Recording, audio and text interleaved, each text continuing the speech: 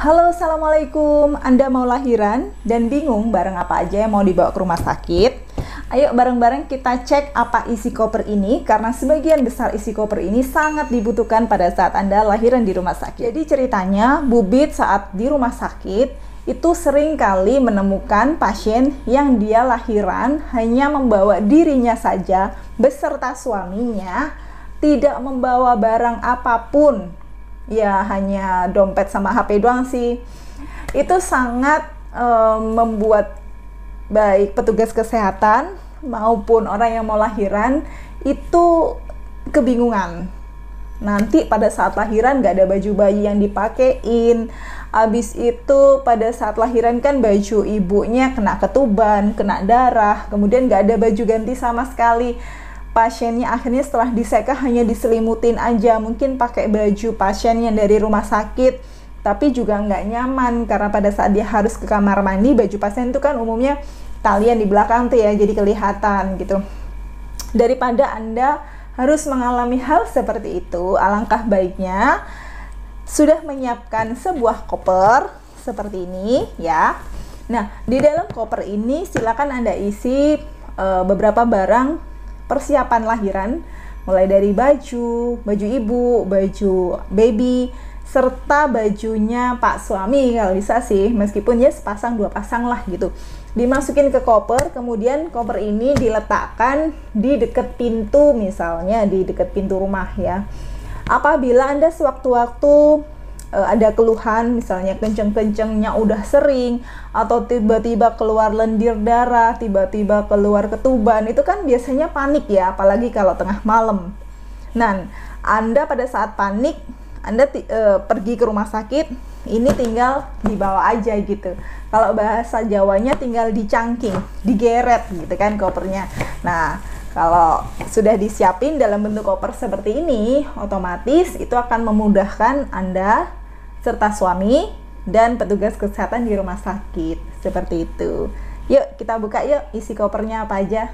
Ini kopernya udah dibuka, saya review isinya ya. Biasanya kita tuh paling repot sama baju-bajuan, mulai dari baju ibu, baju bayi, ya itu penting sih. Cuman yang tidak kalah penting adalah berkas-berkas kita, berkas penting, antara lain KTP ya, kartu asuransi kesehatan, misalnya BPJS atau KIS, kemudian buku nikah ya, kemudian kartu keluarga. Kenapa sih kok harus bawa buku nikah dan kartu keluarga? Beberapa rumah sakit sudah memfasilitasi untuk pembuatan kartu keluarga yang baru, jadi bayinya nanti sekalian dimasukkan ke anggota keluarga kita ya. Misalnya ini hanya ada 4 anggota keluarga karena kita punya 2 anak. Nanti pas anak barunya lahir, dia udah bisa dimasukin sini beserta dibikinin akte sekalian oleh pemerintah gitu. Biasanya yang melakukan rumah sakit ya. Gitu ya Bu ya. Kemudian kita juga bawa charger. Jadi HP sama dompet itu kan biasanya pasti dibawa ya. Tapi charger ini sering lupa. Kalau nggak ada baterai ya HP nggak bisa dipakai juga kan. Gitu. Kemudian kita bawa juga perlengkapan pouch seperti ini yang isinya adalah toiletries, kemudian beberapa make up dasar kita, kemudian deodoran dan minyak wangi. Jangan lupa ya, meskipun minyak wanginya minyak wangi yang basic aja, yang sekiranya itu nggak terlalu nyolok ya. Nyolok itu kayak baunya wangi banget gitu, kayak kita mau ke kondangan. Tapi yang penting seger ya buat kita pakai selama kita berada di rumah sakit. Nah, biasanya ibu-ibu di rumah sakit itu pada saat kondisinya kurang fit, dia kan nggak bisa mandi.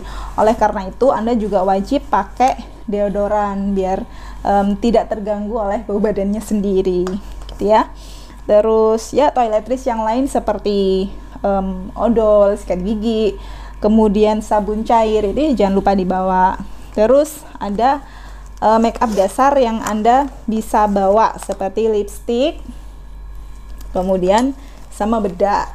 Nah, meskipun Anda selama persalinan menahan sakit gitu, atau setelah persalinan juga ada bekas jahitan yang membuat Anda agak sakit, tapi tetap jangan melupakan make up. Jadi make up dasar tetap bisa dilakukan biar Anda terlihat segar seperti itu. Kemudian yang perlu dibawa lagi adalah baju ganti Anda. Baju ganti Anda usahakan juga yang ada resleting atau kancing depan ya, seperti ini. Nah, ini akan sangat membantu Anda pada saat Anda berusaha untuk belajar menyusui bayi. Anda akan terganggu bila baju Anda tidak ada kancingnya, jadi harus dibuka-buka gitu dari bawah, kan nggak enak ya. Nah, selain baju, Anda biasanya memerlukan sewek. Sewek itu kain panjang ya, seperti ini. Nah, ini fungsinya untuk dipakai di bagian bawah. Anda bisa pakai sarung atau rok bila tidak mempunyai sewek ya, bila tidak ready atau nggak biasa pakai sewek. Kenapa sih kok harus pakai yang semacam ini, kain panjang? Karena di rumah sakit petugas kesehatan perlu banget untuk memeriksa tinggi rahim Anda setelah Anda bersalin ya, dan memeriksa kontraksi rahim. Jadi harus sering-sering dibuka perut Anda itu, dilihat, oh kontraksinya bagus, oh tinggi rahimnya udah turun setelah lahiran. Dan kalau misalnya dia pakai celana, apalagi celana resleting atau celana jeans, itu sangat mengganggu pada saat petugas kesehatan harus periksa tinggi rahim Anda atau kontraksi rahim Anda. Jadi sebaiknya bawa yang seperti ini gitu. Kemudian jangan lupa bawa daleman. Daleman itu kayak celana dalam dan juga bra. Usahakan branya yang bra menyusui atau yang memudahkan Anda untuk menyusui bayi. Biasanya ada bukaannya ya gitu. Oke. Itu yang untuk Anda pakai. Terus jangan lupa Anda juga harus bawa handuk apabila Anda diseka atau habis mandi. Pakai handuk sendiri lebih nyaman daripada handuk rumah sakit. Kemudian sekarang perlengkapan bayi.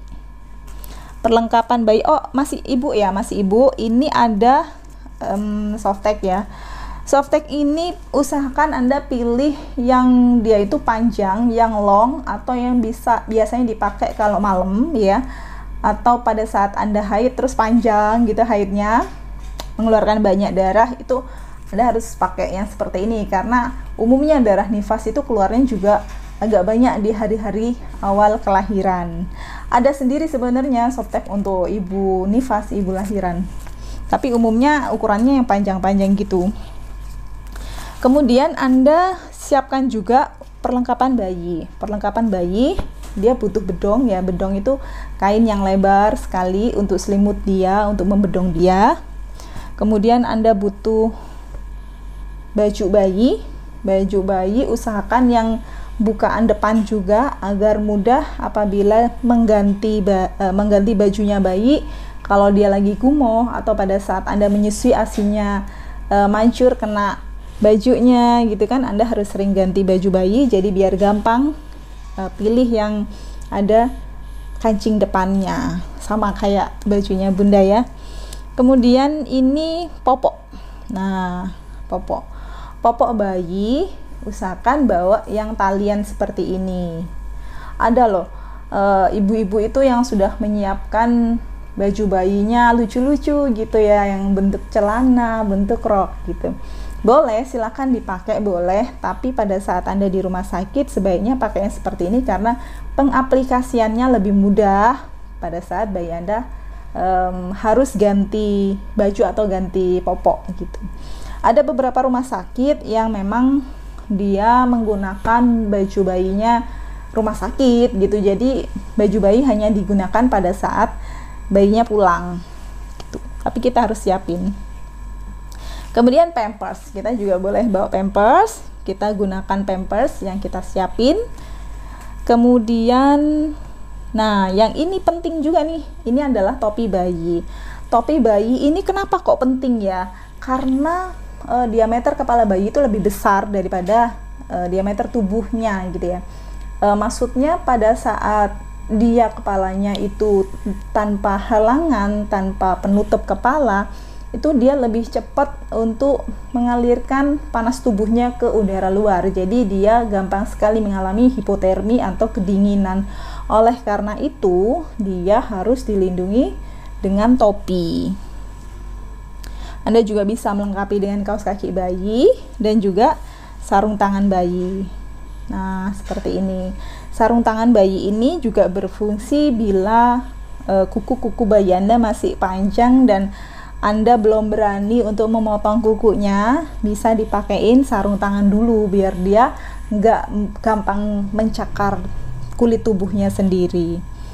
Kemudian yang nggak kalah penting adalah Anda membawa waslap. Ya, usahakan bawanya ya lebih dari satu.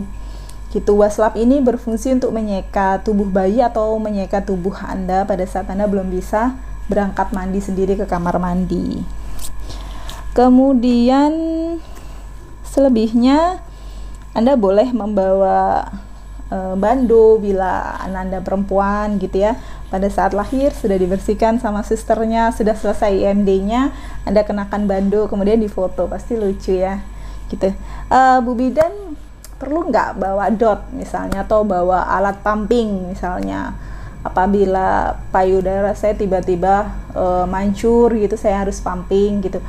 Bubit rasa itu tidak perlu. Jadi pada saat Anda sudah mewanti-wanti bawa dot nih, berarti Anda nggak yakin kalau Anda bisa menyusui gitu. Jadi ya no dot, no sufor. Jangan mempersiapkan apapun yang Anda tidak ingin melakukan itu. Kalau Anda ingin melakukan ASI, ya sudah, yakin saja Anda bisa menyusui gitu. Anda tidak perlu membawa dot, Anda tidak perlu membawa susu formula, berikan saja ASI. Setelah IMD, minta suster atau bidannya untuk membantu Anda gimana sih cara melekatkan bayi yang benar, memposisikan bayi yang benar pada saat menyusui, kayak gitu ya. Insya Allah itu akan membuat Anda bisa memberi ASI lancar. Dan apakah perlu Anda membawa pumping atau alat pumping? Apabila Anda bisa menyusui bayi secara langsung, Anda tentu saja tidak perlu repot pumping di hari-hari awal. Justru hari-hari awal adalah masa-masa di mana Anda harus belajar menyusui bayi secara langsung atau direct breastfeeding. Jadi tidak usah berpikir tentang memerah ASI, justru berpikirlah bagaimana caranya menyusui dengan benar. Kecuali bila ada masalah di sana, misalnya Anda dan bayi harus terpisah karena bayinya sakit atau Anda yang sakit sehingga Anda harus memberikan ASI perah, seperti itu. Anda membutuhkan alat pumping atau Anda membutuhkan pumping manual menggunakan tangan. Tapi saya doakan Anda tidak membutuhkan itu ya di hari-hari awal. Semoga bayi lahir sehat, Anda juga sehat pada saat melahirkan. Selamat melahirkan, sehat semuanya. Assalamualaikum.